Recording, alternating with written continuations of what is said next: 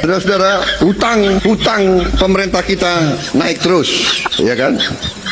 Tadi 95 juta orang masih hidup miskin, hutang pemerintah naik terus. Sekarang hitungannya naiknya adalah 1 triliun tiap hari.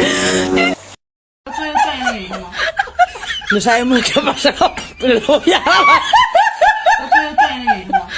Lo voy a grabar.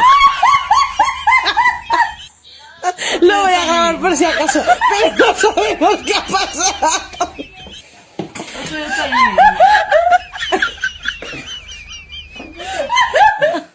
Gelar suci dalam genggaman jeruji.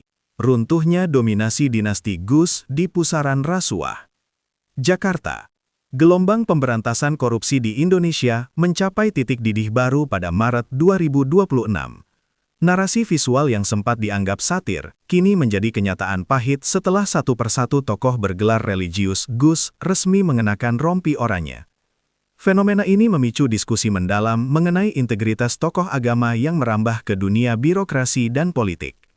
Berikut adalah laporan lengkap mengenai jejak kasus hukum 6 tokoh Gus tersebut. Skandal terbesar, korupsi kuota haji. Babak baru penegakan hukum dimulai di Gedung Merah Putih KPK dengan penahanan Yakut Cholil Kuamas, ex-Menak, pada 12 Maret 2026. Penahanan ini dilakukan setelah gugatan pra-peradilannya kandas. Yakut diduga kuat terlibat dalam penyelewengan kuota haji 2023-2024 dengan kerugian negara mencapai 622 miliar. Tak sendirian, tangan kanannya, Ishfah Abidal Aziz, Gus Alex, menyusul ke sel tahanan pada 17 Maret 2026.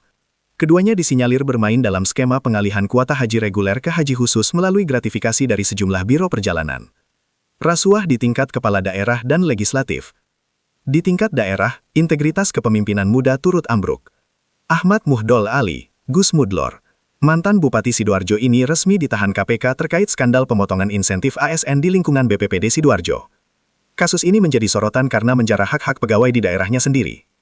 Mardani H. Maming, Gus Maming, mantan Bupati Tanah Bumbu sekaligus ex-Bendung PBNU ini telah menjalani masa hukuman setelah divonis 12 tahun penjara oleh Mahkamah Agung MA atas suap izin usaha pertambangan senilai 118 miliar.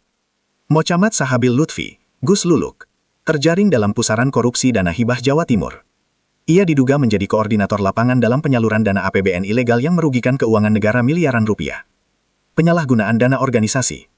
Terakhir, kasus yang menjerat M. Yazid Andrianto, Gus Yazid, melengkapi potret buram ini. Berbeda dengan yang lain, Gus Yazid terjerat kasus tindak pidana pencucian uang TPPU senilai 20 miliar rupiah.